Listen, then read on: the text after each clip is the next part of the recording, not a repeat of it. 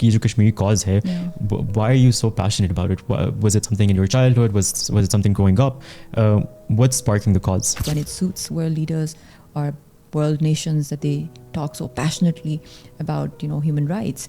But when on ground, when you look at Kashmir, that when Kashmir is burning, it's just like deaf and dumb for the world. Things we used to read in the newspapers, on TV, every Pakistani used to watch, like our mother crying when she would see pictures of Kashmiri martyrs in newspapers, or like, some kind of moment of silence and just thinking, why is the world so unfair? Encouraging, bucking up the soldiers. I didn't see any political players or political leaders or even from the government, coming out on the borders to encourage the way Modi was going everywhere. Right. And I remember I was at Wagah border the day they attacked Lahore that night, packages and all. Especially after 5th August, we witnessed that we didn't witness any big kind of major moves coming from Pakistan or some kind of big retaliation or international, platforms being knocked at, like taking the case to international courts for the past many decades between Israel and India, especially the recent motherland-fatherland bond between Netanyahu and Modi. That fully exposes the kind of, fascist policy, Zionists and Hindutva, all those people who've stood up for truth, for haq, or such ke liye. They've embarked on these journeys all alone.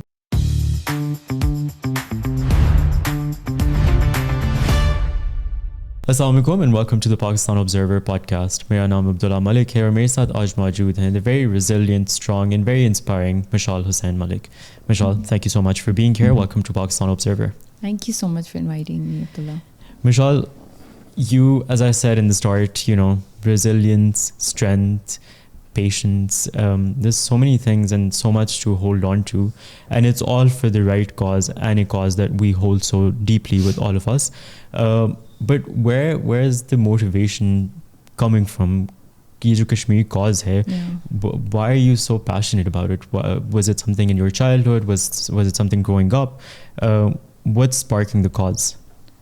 I really don't know. It wasn't like a regular headline for me, but marrying a Kashmiri leader is not the only reason for this deep connection with Kashmir. I think it was some sort of unsettled wound somewhere in the soul, like, the kind of things we used to read in the newspapers, on TV. Every Pakistani used to watch, like our mother crying when she would see pictures of Kashmiri martyrs in newspapers, or like, some kind of moment of silence and just thinking, why is the world so unfair?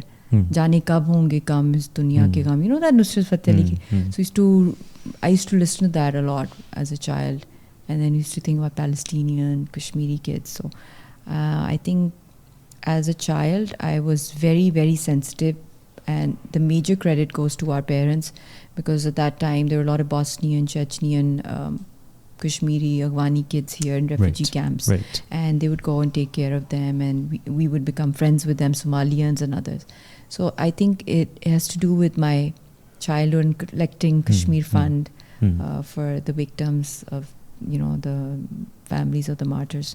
So it wasn't, I think, borders or maps for me as a child. It was just like, the pain against all this injustice. And I was not aware of the larger picture, the politics involved around it. And it was like as if Kashmiris and Pakistanis were one soul, that kind of thing. And I think parents, big credit goes to my dad. He was always very encouraging, when it came towards working for humanity and as a scholar. So Mushaal, you just said Kashmiris and Pakistanis one soul, and I think we feel that very strongly within Pakistan. We feel like the Kashmiris are our people and we belong to them and they belong to us.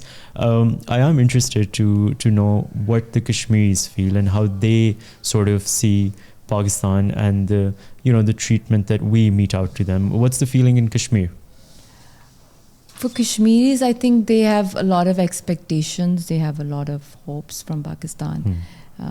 Especially like, when I went there, when I got married to Yasin. It was a coincidence that I landed on 6th September, which is Pakistan Defense Day. And I landed there as the first Pakistani public figure after falling in love with Yasin in the public reception. And this was in Indian occupied? Indian illegally occupied Jammu and Kashmir way back in 2009. And I still remember all those visuals, those scenes, the love, the slogans in favor of Pakistan, and and also the expectations, and yes, the gila shikwa, that Pakistan didn't do this. Why didn't they? Why weren't they loud enough? Why weren't they bold enough in this? And thank you so much. And they used to kiss my feet. They're like, and I was like, just move away from me. Like, no, you're coming from that sacred soil of Pakistan, and we love Pakistan. So that was a kind of overwhelming response I would receive. I would be visiting the families of martyrs. The first place where we would always visit in Kashmir was in Srinagar, was the graveyard of the martyrs. Right. Yeah, jo shaheedon ka kabristan hai. And that's how I would, start my journey in Kashmir each time. And what's the major difference between the Pakistani side of Kashmir and the illegally occupied Indian side of Kashmir? I mean, I'm also thinking in terms of people, how they feel, how receptive they are. Aya Pakistan mein, are the Kashmiris entirely happy? And on the Indian side, are they entirely unhappy? Or what's the sentiment in the public over there? I think it's like when you describe Kashmir, the other side of Kashmir, it's like immense beauty, that it looks unworldly. It's too heavenly. It's like maybe it's artificial, the grass, the flowers that bloom there, the fruits, everything, it's like it's breathtaking. Yeah, right. It's literally breathtaking. But just in one breath, I would say it's like it's beauty and it's extreme pain and tragedy both together. They've merged together. It's like a heaven turned into a living hell. And the visuals, the images that come in my mind are the cries, you could say, women wailing, mothers waiting for their missing sons, or like a half widow who's just yearning to embrace her loved one. Right. Yeah, who's disappeared for years. So you have that emotional, traumatic, post-traumatic, psychological trauma that an entire nation faces. Yet they're equally resilient, brave, and we see the vegetation that grows in occupied Kashmir is like the occupation forces, or the dead bodies of our martyrs. Right. So that's one thing. The other thing, when you visit Azad Kashmir, it's beautiful. It's a wonderful place, wonderful people. They are living under constant uncertainty of their future because plebiscite has still not been conducted on all these sides. Right. But they feel safe. They're protected against Indian aggression because they have the forces of Pakistan protecting them there. And there are a lot of Kashmiris also in the forces in Pakistan.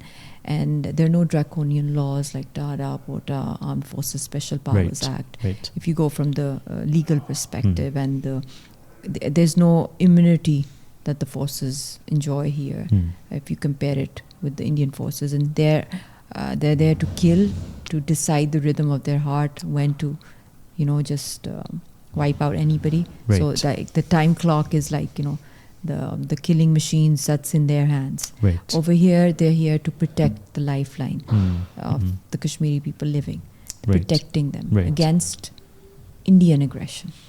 So there's a huge contrast. But yes, that side is like it's like a dream come true. You can compare it a bit with Neelam, the beauty, the geography as well, and the culture also somewhat.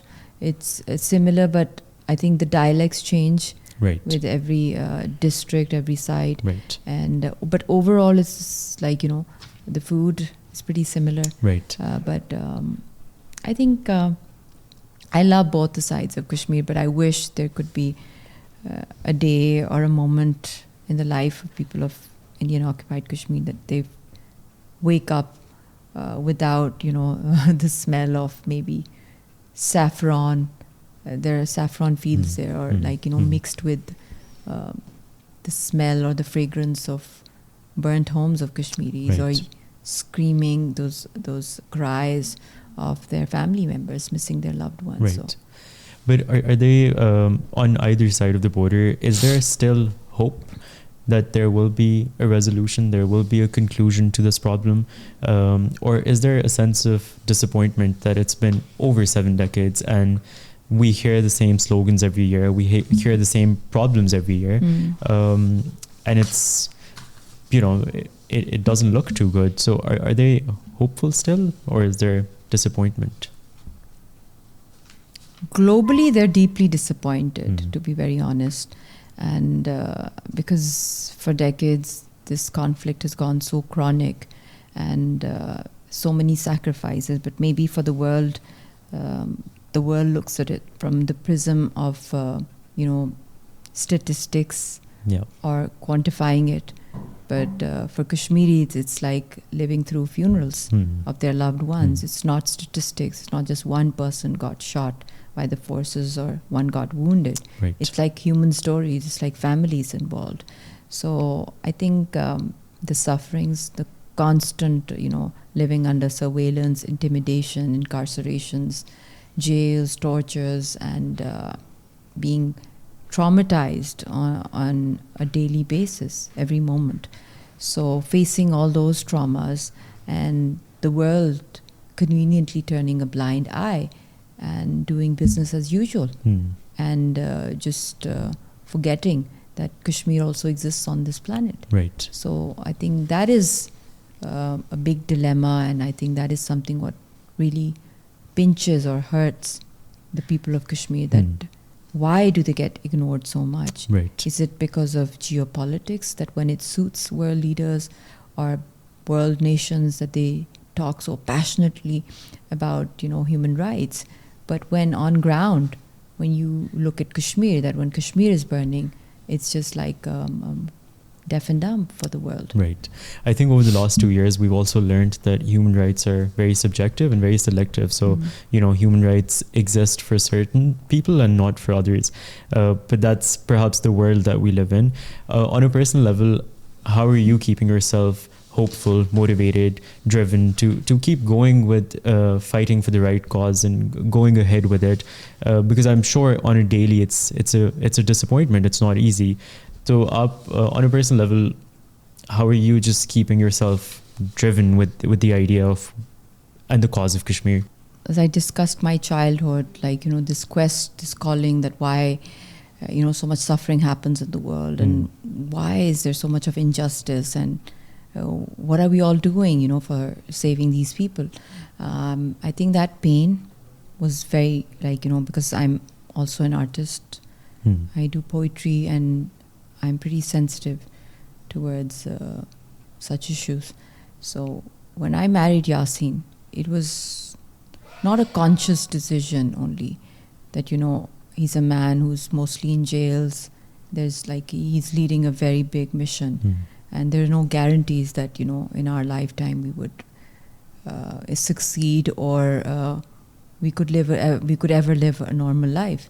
And I was well aware that, Yasin is not just a name, or is not just a hero, or it is an entire mission or a movement that I'm going to get wedded to. And connecting it with my childhood, with my prayers, that, my mother, she was into politics, father an economist, a professor. They would always be like, you should do something which is larger than life. Try to contribute into community services. So I think that kind of paved the way in shaping my identity and my quest for life, my purpose of life. And I think if I was given another chance to decide my life, if I was given an option again to go back into 2005 when I first met him, I would choose the same path 1,000 times. And I'm convinced, because I think the kind of satisfaction you get when you stand up against tyranny. And in the beginning, we've always seen all those people who've stood up for truth, for haq, or such ke liye, they've embarked on these journeys all alone. Like from the start, it's a dream of Iqbal, right? It was a thought in the mind. Right. And then slowly, gradually, it became into a revolution, right, into a mindset, into a movement. And in the same manner, I think, though I made that decision on my own, but the gifts that I received through this bond with Kashmir is the countless prayers, soul satisfaction, and a purpose of life. Right. Yeah. And I think, yes, there are times when I'm extremely low. I feel that, I've gotten into a mission, I'm trapped. I don't know how to, help them get justice. Like, I do feel like a loser sometimes that, I want to save Yasin. I want to do something, and then I'm a Pakistani. The highest hopes that they have after Allah Almighty are with the nation of Pakistan, right? And I am the first Pakistani public figure, meaning I was there on ground. I've met those widows. I've met the families of the martyrs, and I walked that soil and the pain, the graveyards, and everything. So I'm trying my best, whatever I can do. And history has taught me that even if you embark on journeys of truth, later on, if you do not give up, especially in freedom struggles. There was a time when Nelson Mandela was called a terrorist, very dangerous, when anti-colonial movements were dismissed, when, standing up for truth was mocked at. But then a time comes, which we have witnessed through history, that the journey, the will, and the determination is what makes you succeed. Right. So Algeria, you've seen many other countries that got independence, and Pakistan. Yeah. And there was a time when Jinnah was disheartened and he left and he went to United Kingdom, and then he had some kind of spiritual calling. Right. And that's what historians tell us, that he had this inner spiritual calling that he has to return. He's on a mission, and God gave him that victory. And when he founded this nation, after walking on this, those are footprints of Jinnah on this soil, I think after very short period of time, he left this world, but he went victoriously. So that's the kind of, examples that I think of when I feel that I've gotten into a very, very, complicated freedom struggle. And what does Mushaal, the person, do for herself? So just to keep yourself a bit sane, because this isn't an easy place to be in. It's complicated, it's tough, it's difficult, and it comes with its own trials and tribulations. What do you do for yourself on a daily basis to just be a normal functioning person? Do you think I'm normal? I'm not normal at all. I'm like, in many ways, it's like, my art, my expressions, the choices I made independently, there was no force on me. And I was blessed to be born in a family, an environment where boys and girls were always treated equally, and our views were acknowledged and encouraged. And I just try to meditate. I think when you go down in sajda, that's what I've learned.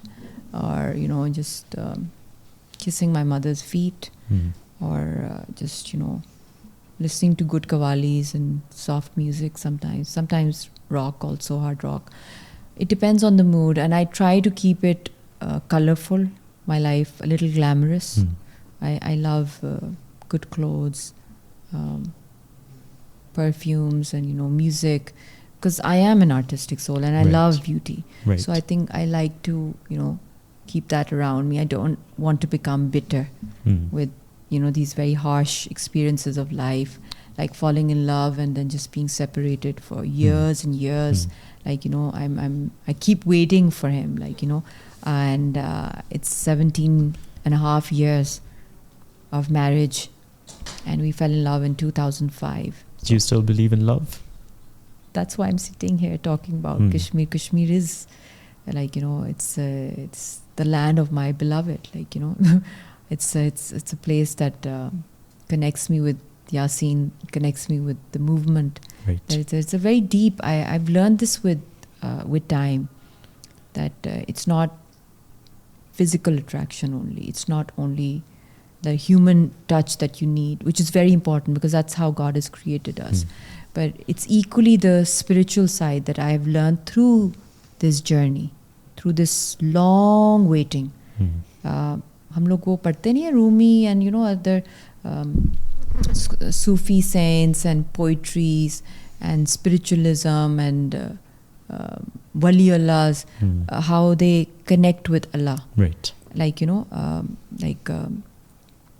Hijr ka waqt or Firaq or ye Duriyan, and the Sufi soul is waiting for unison with the beloved is Allah Almighty. So it's like it's a little like that. It's like a trance kind of thing, that a day will come.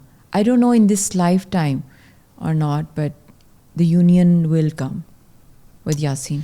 That's beautifully said, Mushaal. Tell me a little bit about Kashmir. So, we keep hearing about Kashmir as an issue between Pakistan and India. We often hear about it in the political sense. I want you to really, really simplify for people watching, for myself, for anyone that's interested. If you had to put it down in a few lines, what is the basic issue between Pakistan and India when it comes to Kashmir? I think in very simple words, all Kashmiris, all they ever want is dignity, honor. And the Universal Human Rights Charter, the first clause is that every human being on this planet demands honor, dignity, and freedom. So it could be a pipe dream right now for Kashmiris, this journey when the world is, not focusing on this nuclear flashpoint. But I think the right to breathe, the kind of constant claustrophobic environment, like, over 10 lakh Indian forces. You have 16 intelligence battalions. You have drone camera monitoring, surveillance, satellite imaging.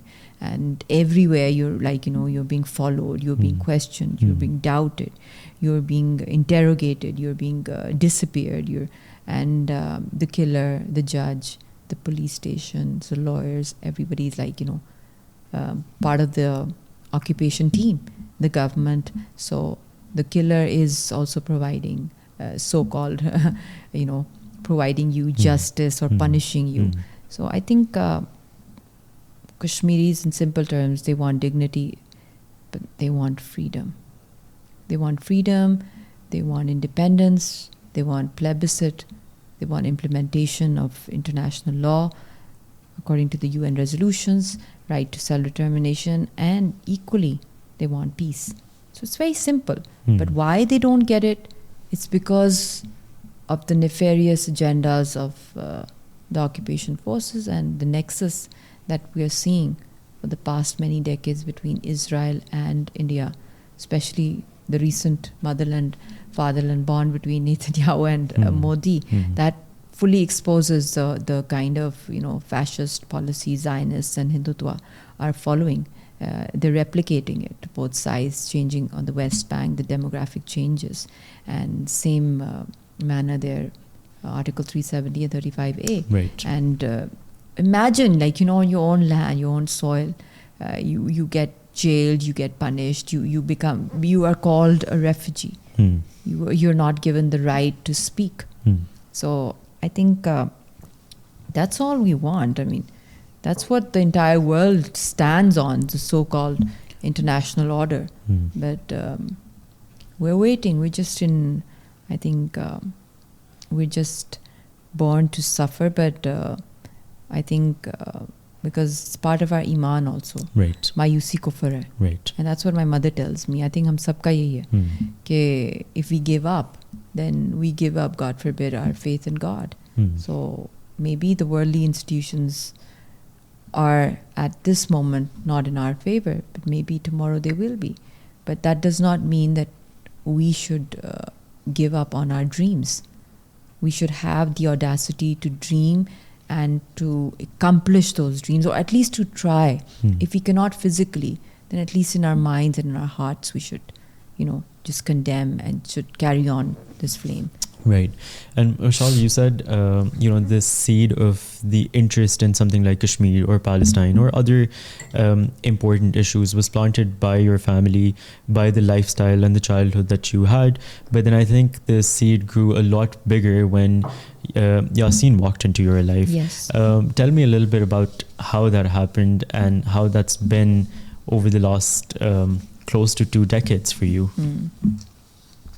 Oh, yes, that was something which really changed my entire life. And this was way back in 2005 when a peace process was going on between India and Pakistan. And of course, the international establishment was on board at that time. And there were peace talks, and the Hurriyat leaders they were visiting Azad Kashmir, Pakistan, through the line of control. And it was a historical moment for everyone. And we were really excited, and my mom was part of the PMLQ government, and they were hosting them. And she was like, why don't you? I was a young student, just finished my exams, and I was just a little exhausted. But when she told me that they're here, so I was so excited, and I was like, yes, I'm gonna go. I'm gonna go with you. And I was just like getting ready, and unfortunately we were late, so we got the back seats, and I could not see his face. And at that time, he was reciting Yasin, the first time when I heard his voice in person. And he was reciting the verses of Faiz Ahmed Faiz. Lazim hai ki hum bhi dekhenge, wo din ke jiska wada hai jo loya azal pe likha hai. So it was so moving. It was just stirred my every, I think, atom of my body and soul and heart. I think it was just so, magnetic, the pull towards him. Because I could not see him in person. There were so many cameras around him, and we were on the back seats. So afterwards, like when his speech ended and the program, it concluded, there were lots and lots of people around him, and they were not civil society mostly. They were the elites, like a lot of senators, ministers, MNAs, MPs, because it was done by the government at that time.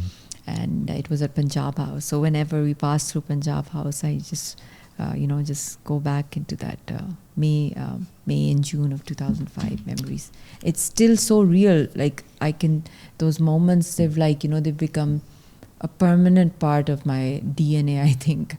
When I recall them, it's just like, I may not have a very good memory otherwise, but the moments that I spent with Yasin, because we've spent very little time together, unfortunately, like physically, and like in a marriage of 17 and a half years, just take a wild guess how many days we've spent together. Well, I did my research, so I think 2 months? 2.5 months, yes. So, mostly on the telephone, emails, and dreams. Yes. Yeah. That's where Modi cannot, cage us. No, right. Yeah, that's where we're not allowed telephone calls with him. We're not allowed video calls. We're not allowed to meet him. No telegram, no nothing, no letters, nothing at all. No voice contact. So when was the last time you spoke to him? We spoke to him 22nd of February 2019. Yeah, that was our 10th wedding anniversary. So 7 years ago. Yeah, 7 years ago. And what is the latest on Yasin? What's happening? Latest, they just want to hang him and kill him, and they launched a lot of propaganda against him through the Godi media, and they made this movie Kashmir Files on him. They tried to tarnish his image, to connect the Kashmiri leadership and the entire movement with terrorism. So they tried their level best to blacklist our movement, did so many false flag operations in the past as well, and the recent one in Pahalgam, when this war took place. So they've tried their level best to connect Yasin with, terror allegations, with terror funding, terror activities, ISI agent, and God knows what. And but I'm surprised that a man who was a pioneer of the armed struggle, and Kashmiris have that right to pick up arms according to the United Nations, because this is a disputed territory, and when they're occupation forces, we have every right to defend our homeland. So after 5,000 years of peace-loving history of Kashmiris, a young boy picked up a weapon. and started this Haji group in the late 80s. And he was the commander-in-chief at that time. And for a few years, he was part of the armed resistance. But then when he got jailed during the resistance time, militancy time, international establishment, world bodies, very important key players from around the world and also from the Indian state came and visited him in jails and tried to convince him that Yasin, please follow the peaceful political path like Jinnah and Gandhi. The world will listen to the legitimate voices of this political struggle of the Kashmiris, and there is a vacuum.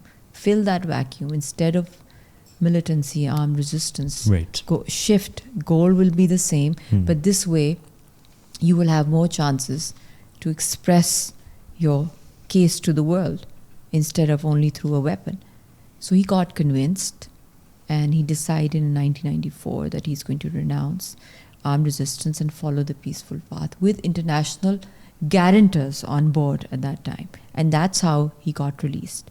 And since then, till date, he is the face of the peaceful movement. And we must never forget that at that time there were 50,000 mujahideen trained for the armed resistance.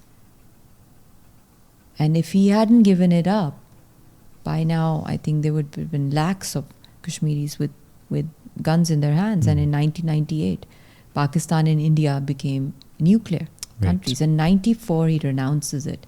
And the reason why both the countries became nuclear was because of Kashmir. That was the main reason. And if he hadn't renounced, imagine if they were all into armed resistance right now.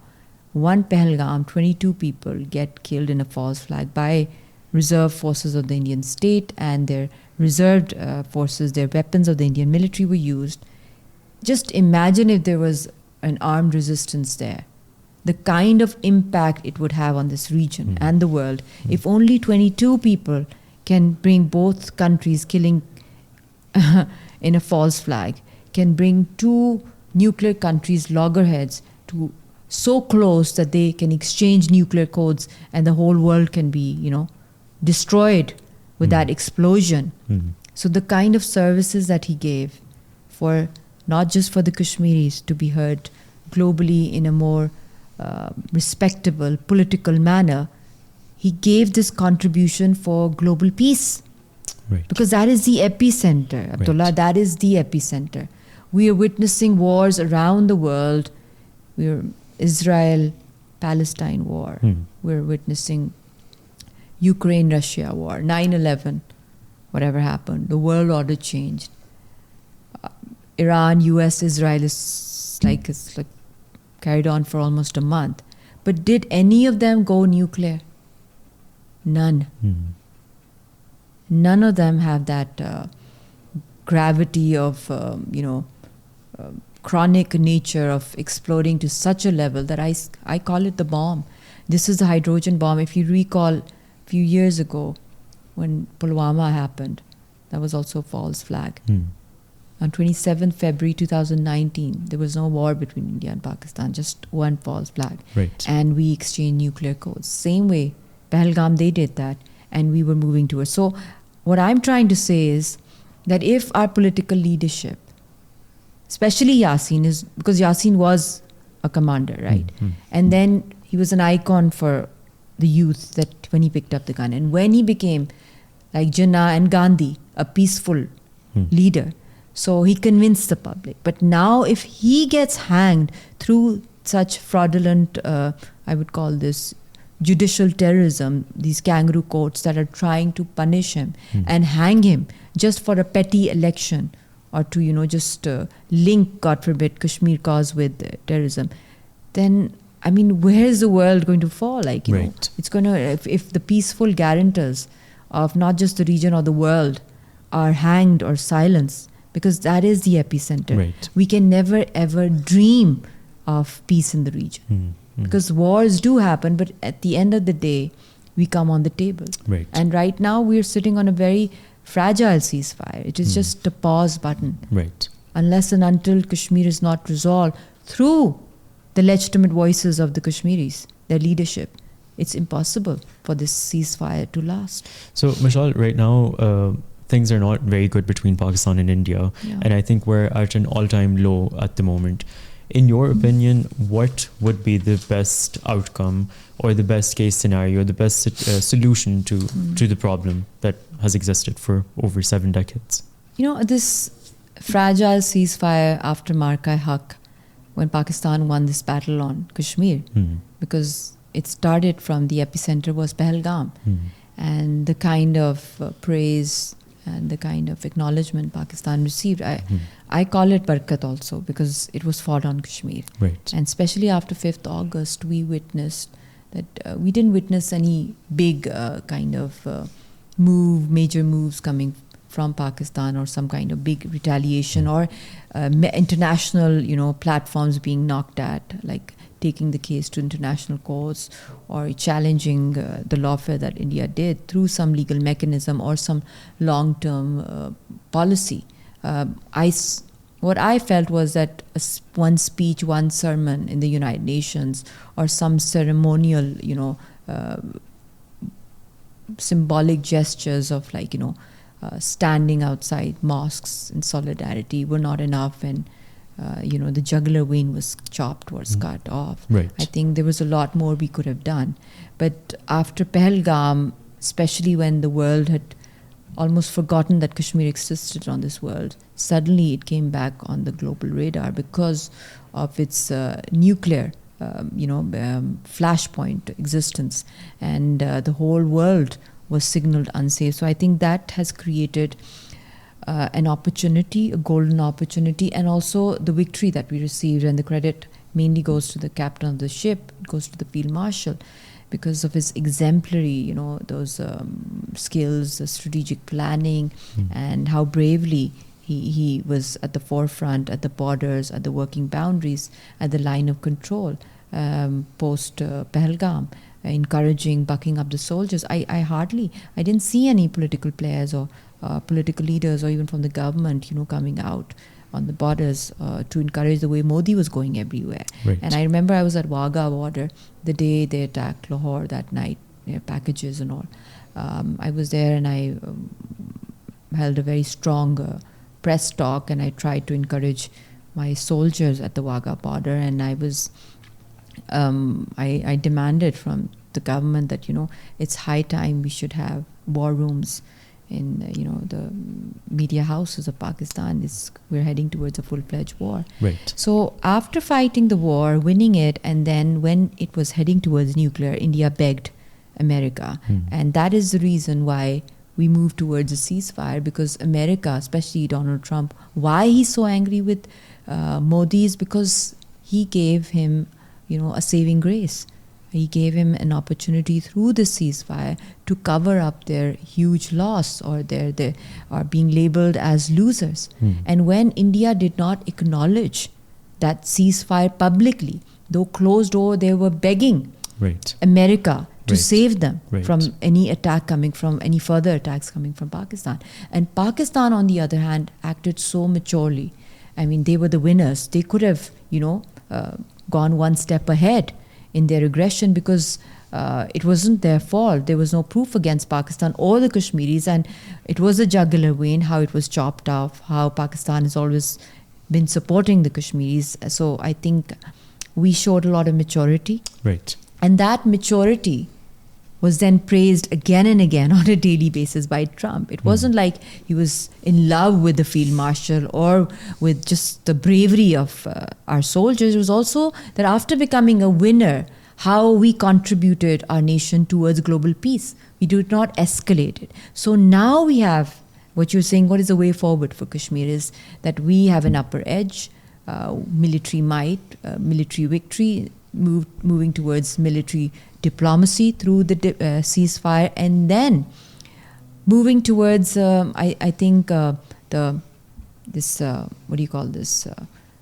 net security, this provider for the region and the world at large in conflict resolution. So our responsible nature of peace building, honoring a fragile ceasefire, and then moving towards global peace, I think we have become peace brokers in the world right now, and we can guarantee security and stability, and bringing two nations together that for decades have not been able to even look at each other, and they've been cursing. So I think that has created a way for us to take our case headstrong internationally for the Kashmiris, and also to engage international establishment and demanding that this ceasefire that was taking place between India and Pakistan is very, very weak unless and until Kashmir is not resolved through UN resolutions. And I think we have an edge over them. We definitely have exposed that India is a liar, and they have not given any proofs of any false flag,